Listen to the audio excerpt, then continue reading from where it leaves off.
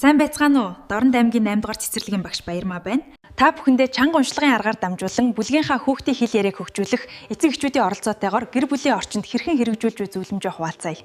Сургуулийн өмнөх боловсролын сургалтын шинжилсэн хөтөлбөрийн зохиолд суурилсан арга зүйгээр хүүхдүүдийнхээ хэл яриаг хөгжүүлдэг ба түүнчлэн чанга уншлагын аргаар номтой нөхөрлийн үйл ажиллагааг тогтмол явуулж ангийн цахим хаягаар эцэг эх асран хамгаалагчдад хүргэн ажиллаж байна. Нийт 28 хүүхдийн эцэг эх асран хамгаалагч нар танхим болон цахим хэлбэрээр ном хэрхэн зөв сонгох, номын жагсаалт, номын дэлгүүрээр аялцгаая, гарын авлага зөвлөмж зөвлөгөөгч ажилласан. Чанга уншлагын аргыг 6 сарын турш ангидаа болон гэр бүлийн орчинд хийж хэрэгжүүлэн ажиллаж байна.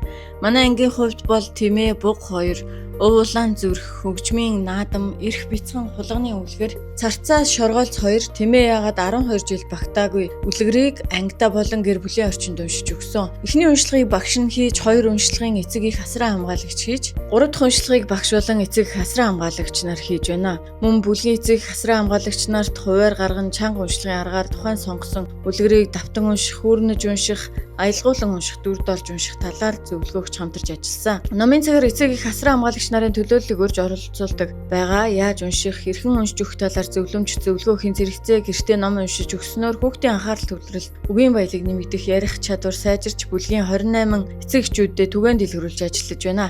Хөгжлийн онцлогтой хүүхдэд хэрхэн ном сонсох тухай эцэг эх асран хамгаалагч нар зөвлөмж зөвлөгөө өгч ажилласан. Гэр бүлийн орчинд орой бүр уншлагын цаг эцэг эх асран хамгаалагч нар уншлагын марафон үйл ажиллагаа хүүхэд бүрт цагт үлгэрийг нь уншиж өгч ангийн танхимд хаягт байршуулан бусдаасаа суралцсан эцэг эх асран хамгаалагч нарт идэвхтэй оролцдог болсон.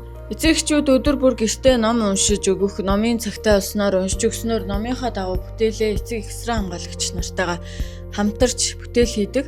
Чанга уншлагыг тогтмол хэвийн болгох нь хамгийн чухал. Өдөр бүр 10-15 минут уншихад хангалттай. Эцэг эх асран хамгаалагч нарт чанга уншлагын талаар зөвлөмж зөвлөгөөгч ажилласнаар бүлгийн хүүхдэд үлгэрт гарч буй шинэ үгсийг, утгыг ойлгож үгийн баялаг нь нэмэгдсэн, өгүүлбэрийг бүтцээр нь ярих нь сайжирсан.